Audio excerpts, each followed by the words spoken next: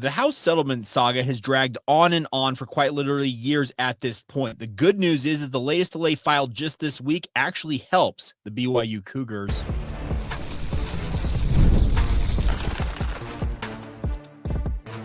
You are Locked On Cougars, your daily podcast on the BYU Cougars, part of the Locked On Podcast Network, your team every day. What's up, everybody? Welcome into Locked On Cougars, your daily podcast focused on the BYU Cougars. I'm Jake Hatch, executive producer at the KSL Sports Zone and a 13-year credentialed media member at BYU. I am your resident expert and insider as the host on this fine podcast. And as always, thank you for making Locked On Cougars a part of your day. Coming up on today's show, we are going to talk about the latest with the House settlement and how it actually could benefit BYU and Brian Santiago as they try to get settled in for the new era of collegiate sports. Then we're going to talk about BYU basketball. This is a basketball program that continues to just get all kinds of plaudits, and can they live up to it? We'll talk about that, and then we'll finish up today's show talking about a recent signee for the BYU football program who is a certified freak, and freak means good thing.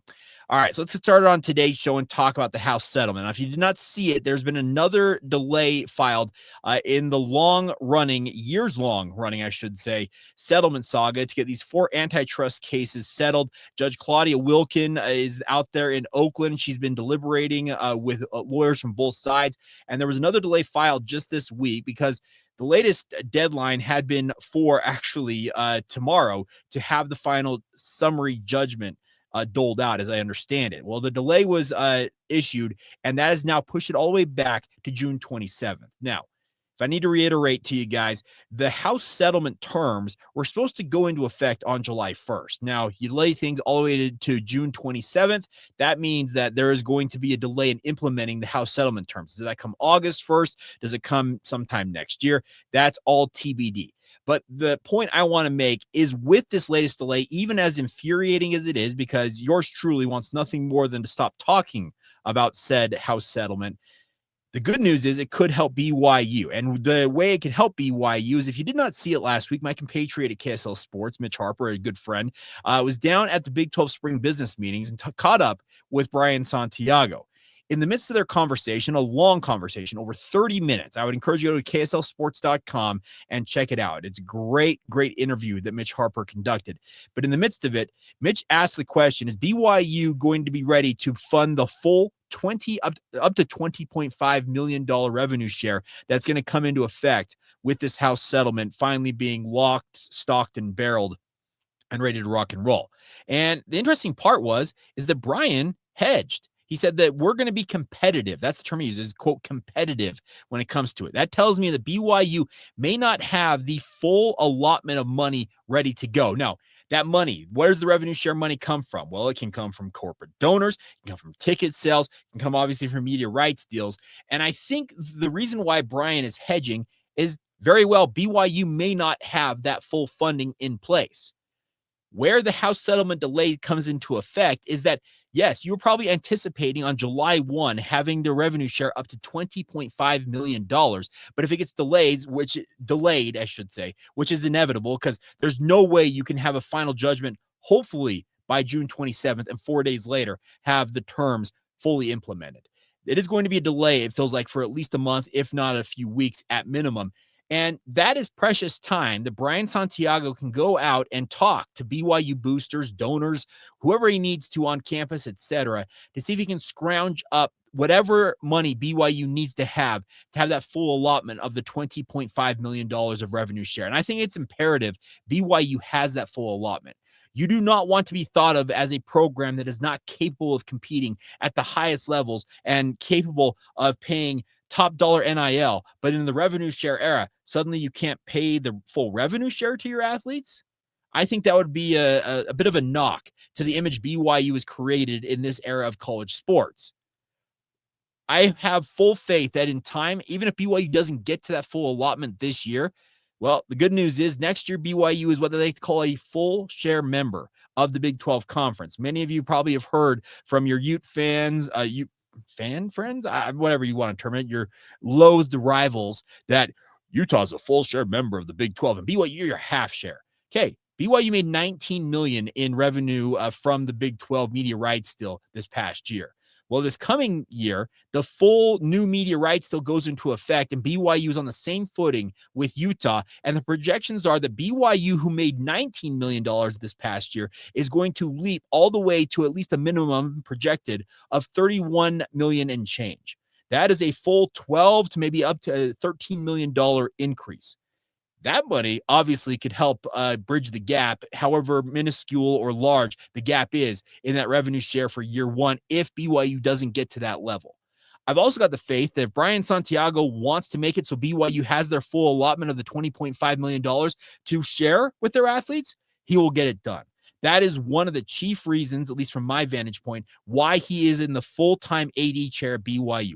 He knows BYU's high donor base, or I guess deep-pocketed donors, and he is absolutely masterful in talking to them, providing vision of what BYU needs, and essentially making sure that the money comes in. He's done a very, very good job of that as the associate AD under Tom Homo, and now that he's in the full-time AD chair, he is obviously going to continue that work. Now, can he focus on it as hard as he did when he was the deputy AD? Probably not, but this is a guy who has gotten results time and time again, and I fully believe that BYU, if they believe they need to be at that full allotment, they'll get there. Maybe they don't, but I'm telling you, perception matters in this day and age. And the perception the BYU wants to project for whatever the future of college sports is that they're willing to dole out the money, the cash, to be a top-tier program.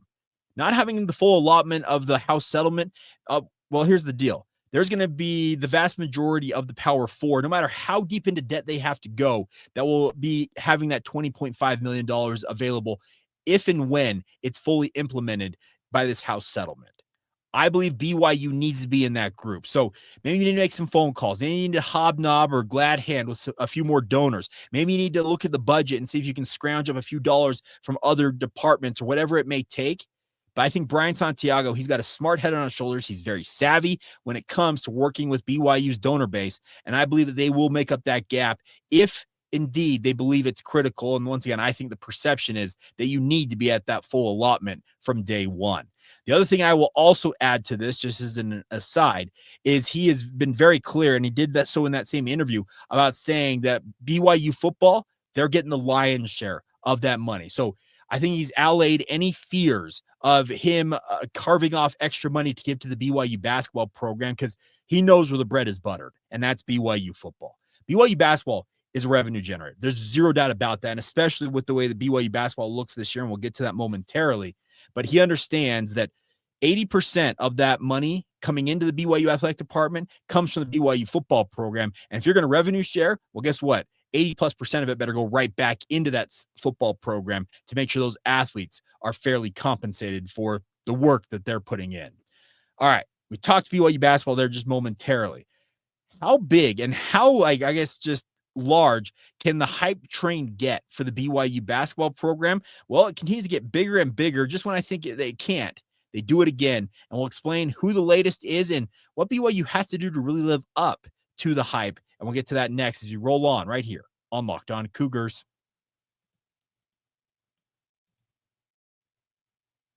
Today's show is brought to you by our friends over at FanDuel. Now, FanDuel is here for you guys with the NBA Finals beginning tonight, in fact. If you want to get in on the action, there's no better place than to do it with our friends over at FanDuel. The best part is they're delivering incredible performances. There's always seemingly a big run or a big moment every single game, iconic moments and the like. And if you want to get in on the action, do it with our friends at FanDuel, because they have the best available odds for you guys. And more importantly, you can put together same-game parlays. Feel like you've got a bead on which player is going to erupt in the second half? Well, you can get in on that by using the FanDuel app or going on to FanDuel.com and getting started today. And how would $200 in extra bonus bets help you in terms of just adding to the excitement level? If your first $5 bet hits, I think it would help quite a bit. So go to FanDuel.com if you're a new customer, today. Go to FanDuel.com, sign up, and use the promo code LOCKEDONCollege. And if your first $5 bet hits, you get $200 in bonus bets. Simple as that. There's no questions asked, no strings attached to it. So take advantage of it today. Go to FanDuel.com today and get started with our friends over at FanDuel. They are an official sports betting partner of the NBA. Thank you once again for making Locked On Cougars your first listen of the day. If you have not done so already, please consider subscribing, rating, reviewing, and sharing this with your family and friends. And also, if you'd like to be a sponsor on this here podcast, we've had a few inquiries of late, but if you'd like to have your product, your company, or something that you've invented or you own promoted to BYU fans literally worldwide, along the Wasatch Front nationwide, we can take care of you guys. Reach out to us. LockedOnBYU@gmail.com. We'll get you in touch with our very, very good Locked On sales staff, get you on the path to Locked On podcast success, advertising success. That's what I should say. But as always, thank you for all the support, irregardless of if you are contributing in that way or you just click like, subscribe, rate, review, doing whatever you do. Any and all of it is appreciated. All right, let's talk BYU basketball. Now, the hype train, as I mentioned, for BYU basketball is just getting absolutely ridiculously long. We have seen so many national talking heads in the college hoop space that are crowing about BYU, and for good reason. Kevin Young worked wonders year one as BYU basketball head coach, a Sweet 16 run. They put together a really, really incredible final stanza of the Big 12 season that captured a lot of the hearts and minds out there. And the thing is, now you have AJ DeBonsa in the fold. You bring in top-tier transfer portal talent to surround him with that. Richie Saunders is the most improved Big 12 player, a first-team all-conference player. Everything points to BYU being one of the truly elite teams this year in college basketball. Now, there's other elite teams out there, and your intra-conference rival, the other Cougars, Houston, is projected by many to maybe be the number one team once again going into the season. But the bigger point is we're seeing guys like John Rothstein calling this the most anticipated season. Oh, there goes my camera. In BYU basketball history. That was fun. I don't think I've ever done that in the history of this podcast, have my camera go crazy. But the bigger point is that you have a guy like John Rothstein saying this is the most anticipated season in BYU basketball history. Wow. That's a lot of praise. Then you have guys like a Dickie V. Dick Vitale obviously is a legend of the college media space, just college basketball in general. Well, he's calling BYU, he has him projected as the number 7 team in the country. And he says this, quote, BYU is a squad that's hotter than Provo in July. And it's pretty hot in Provo in July. We all know that. Richie Saunders returns alongside mega transfers Robert Wright III and 5-star AJ DeBonsa. Watch out, Cougar fans. This team's legit. They're a type of dandy, baby. Like that's the thing about this is we are seeing so much of the hype coming BYU's way. And the non-conference schedule they put together, they're going to open up against Villanova on opening night. We found out they're going to play Clemson on December 9th out there at Madison Square Garden, the most famous arena in the world. It's going to be nationally televised in prime time on ESPN. Now it's 6:30 Eastern time, 4:30 Mountain. You don't get much more prime than what BYU is right now. Now, we're months away, or I think we're over like 150 days away from the start of the BYU basketball season. And it is incredible to continue to see these different stories and videos and podcasts and thoughts and projections come out about BYU basketball. And the question that kind of lingers in my mind, what does BYU have to do to live up to this hype? Final Four, which has never been done in program history, make a run to the national title game. Heck, do they need to win a national title to have the payoff, as it were, be what people expect it to be? I think that's a question and an answer in many respects that is obviously something that you have to internalize yourself and decide what you believe is the payoff in your mind. Is it BYU makes the first ever Final Four? Because I'm not going to lie, I have I've been on this planet for nearly 4 decades, and I call myself a BYU guy, and I've been a BYU guy that entire time. And the bigger point is, I have never seen BYU make a Final Four. Nobody who's alive have ever seen BYU make a Final Four, but I think my personal payoff is BYU playing on the final weekend of the college basketball season in early April. That may sound crazy to say, but think about it. BYU made the Sweet 16 this year, and they have put together an even better squad on paper than they had this past year.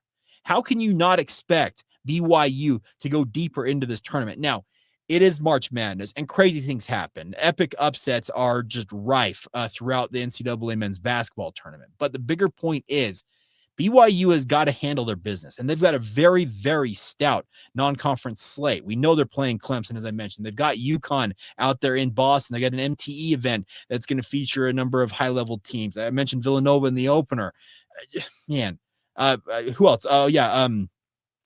Geez, I continue to think about what BYU is doing here and the way that they're building this out right now.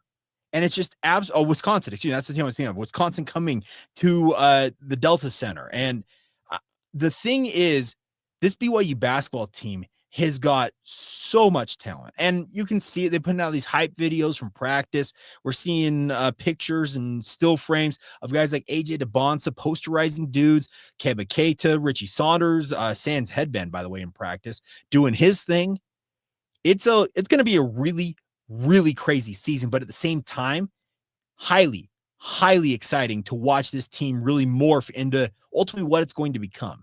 I know that Kevin Young has been a guy who is pretty circumspect about kind of putting what I would say is, I guess, expectations on his squad, but you can tell deep down he wants nothing more than to win and win at a very, very high level. He's talked about wanting to make BYU an NBA factory. And yes, he's going to put Jaeger Demon in the lottery of this year's NBA draft. Next year, AJ DeBonsa, if he is outside the top 5 of the NBA draft, it's a massive, massive fall from grace. Richie Saunders could find himself drafted next year with another strong season this year. He's talked about wanting to make sure guys have opportunities to play at the professional level, but he's also not losing sight of the fact that while you develop guys to go and play professionally, you need to win along the way. And he's got a lot of good talent around these guys. Robert Wright III, I think, is the really key cog in all of this. If he can really be that point guard that really tees guys up and really keeps BYU playing steady, that's going to be awesome. And the other thing about it is BYU has to play defense. Kennard Davis Jr. is considered to be, I think, the 3-and-D guy for this BYU lineup. But they need 3 or 4 of those guys to emerge. Is Tyler Meares capable of doing that? We'll see. There are going to be a ton of options out there on the roster for BYU. And we talked yesterday how BYU, maybe it wasn't yesterday, it was earlier this week, that BYU's spanning the globe looking to sign that final roster slot. The House settlement will obviously have just the 15 slots. There are 14 guys right now. They have got a ton of optionality out there. And the good news is the hype, it doesn't stop. But I think this BYU team, they're built to embrace all of it. And they have to be. That's a simple fact of life, is they have to be built for it. Because if they're not, guess what? You're going to have a whole lot of haters and a whole lot of naysayers who are going to, as I like to say, hate watch BYU this year, hoping that BYU falls flat on their face. And will they fall on their face at times? Absolutely. Just with the way that BYU has scheduled things and just the bear trap that the Big 12 conference is in men's basketball, yeah, there's going to be losses on that schedule. If they don't lose, okay, yeah, the Final Four may be me misstating where my expectation level is. But the bigger point is, this is a really, really good team on paper.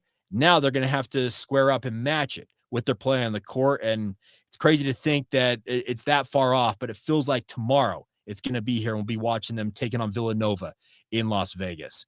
All right, coming up next, we're going to finish up today's show with a certified freak. And I mean that in the kindest way possible. McKay Madsen. How much more can this dude prove to be in terms of just being a sheer athlete of the highest order? Well, he made history, 100-year plus history in California prep history, and we'll explain what he did next right here on Locked On Cougars.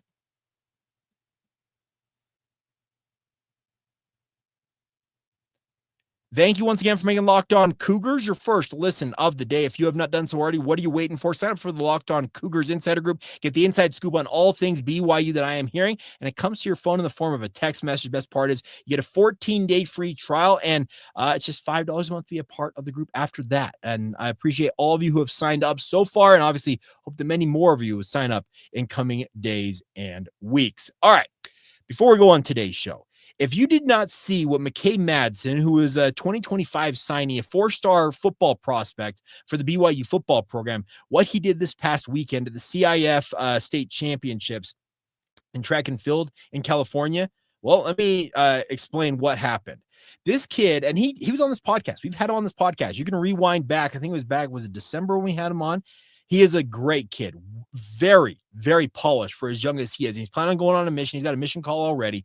But he did something that is a feat that has not been done in 103 years as a thrower in the California shot put and discus events at the prep level. He threw 69 feet 11 inches in the shot put and 210 feet 8 inches in the discus.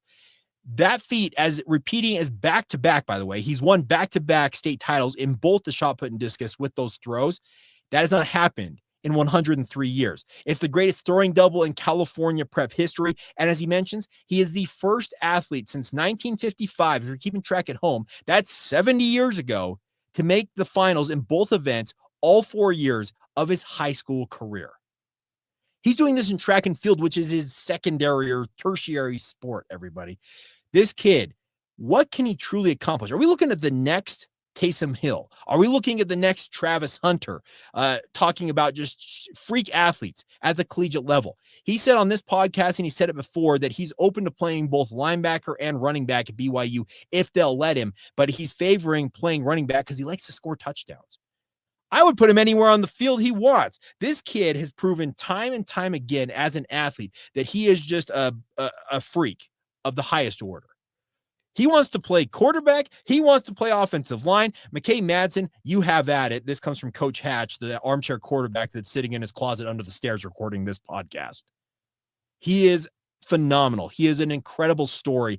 And I think we need to be celebrating more about what he is, more than just the fact that he's a 4-star bona fide top tier prospect.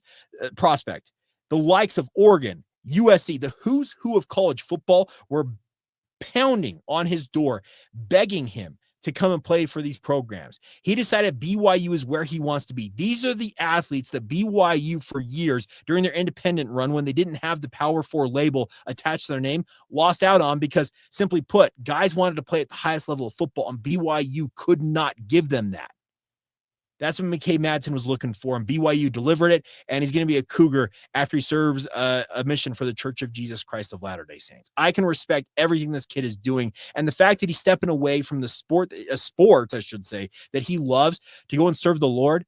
I will never, ever denigrate anybody who goes on a mission. My mission means a ton to me, and it's incredible to look at what this kid is and what he could become at the next level. And yeah, it may irk you a little bit. You have to wait 2 or 3 years to finally see him suit up for the BYU Cougars. But I don't believe for a second that he's going to lose anything of what he's accomplished by the time he gets to BYU. Yes, missions mess with young men in terms of their being in shape when they finally return. I can tell you, I came home off of my mission in pretty pathetic shape, but I was not a high-level athlete anywhere to the level of what McKay Madsen is. But I cannot wait to see what he accomplishes in a BYU uniform. And when you do a feat it's 103 years since that happened as a back-to-back state champ in both the discus and shot put. And then once again, you've made the final for all 4 years of your high school career, the first person to do that since 70 years ago.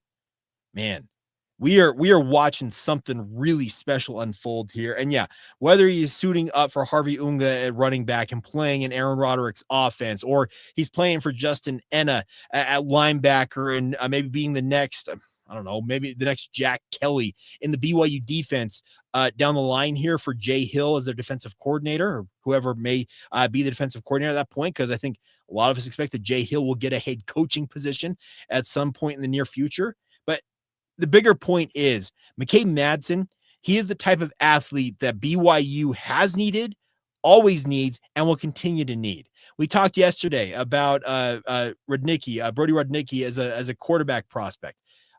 You look at his offer list, he's already got offers from the likes of Arizona State in terms of his offer list. And he, like I said, he hasn't even started a varsity football game. Talking about Rudnicki. Madsen knows guys from Folsom like Ryder Lyons, and he's actually been, I'm sure, in the ear of a guy like Ryder Lyons saying, hey, sign with BYU. By the time I'm back from my mission, by the time you're back from your mission, we're going to be able to play together. That's the thing about this is BYU, to expand the conversation just a little bit, the fact that they have the Power 4 label has absolutely changed the game in terms of being able to offer to these athletes who are strong members in their faith with the Church of Jesus Christ, and they want to go out and serve a mission, but they also want to play football at the highest level, BYU's got everything for them now. There is nothing. And yes, there will continue to be people who say, you want to deal with the honor code? You know what? So be it. They can negative recruit all they want. But the bigger point is everything that was used against BYU for the better part of a decade, or actually, no, 12 years or so, during their independent run, when they tried to really, as I say often, they were Power 5 adjacent. That's what they kind of envisioned for themselves, and they tried to sell that to guys. It was a tough sell. Some guys would buy into it. And obviously, BYU had a lot of good athletes come through in that era. But now that they're in this era in the Big 12, they have a chance to play for a national title. They've got everything available to them, NIL-wise and the like. There is really nothing slowing BYU down, and it's awesome to see guys the caliber of McCabe Madsen not having to say thanks, but no thanks, BYU, but in fact, I'm all in. Let's go Cougs. So let's celebrate what McCabe Madsen has accomplished here. Let's acknowledge that he is an absolute freak athlete, and once again, if he wants to play both ways in college football, I'm not putting it past him. If he wants to go and throw for the BYU track and field team, if he wants to call Ed Eyestone up and Nick Arrhenius, who's the throws coach, and say, hey, can I throw the shot put of the discus? I would embrace any and all of that. If he wants to play any sport, it feels like he's going to be pretty incredible because athletes like that don't grow on trees. We were lucky enough to watch a legit premier athlete in Taysom Hill, who has shown that in the NFL for years now as well. We saw that come through in the mid-20 teens. Well, could the late 2020s, early 2030s feature the next iteration of that, albeit not at quarterback, but running back, a linebacker, or somewhere else on the football field? I sure as heck hope so, and I hope it's McCabe Madsen doing just that for the BYU football program. All right, that is going to do it for today's edition of the show. As always, I appreciate any and all patronage you guys have given this show. Once again, please continue to subscribe, rate, review, share the show with your family and friends. If you're watching this on YouTube, I'm pointing down here. There's a subscribe button down there. There's also a bell notification icon and a like button. Hit all three of them. First, subscribe. It means you obviously will be aware of the shows when they come out. The bell notification icon gives you the alert, the actual physical alert that a new show is going to drop. And then the like button just says, hey, you like the show. Also, if you're listening to us on Apple Podcasts, Stitcher, Spotify, a bevy of other podcast apps out there, like it, subscribe it, rate, review, share some comments about what you like about the show, and any and all feedback is welcome at all times. And once again, if you want to reach out just to weigh in or want to advertise with us, lockedonbyu@gmail.com is the email address to do just that. All right, I'm going to sign off now, but as always, truthfully, thank you for making Locked On Cougars a part of your day. Thank you for being everydayers and doing it right here on the Locked On Cougars podcast.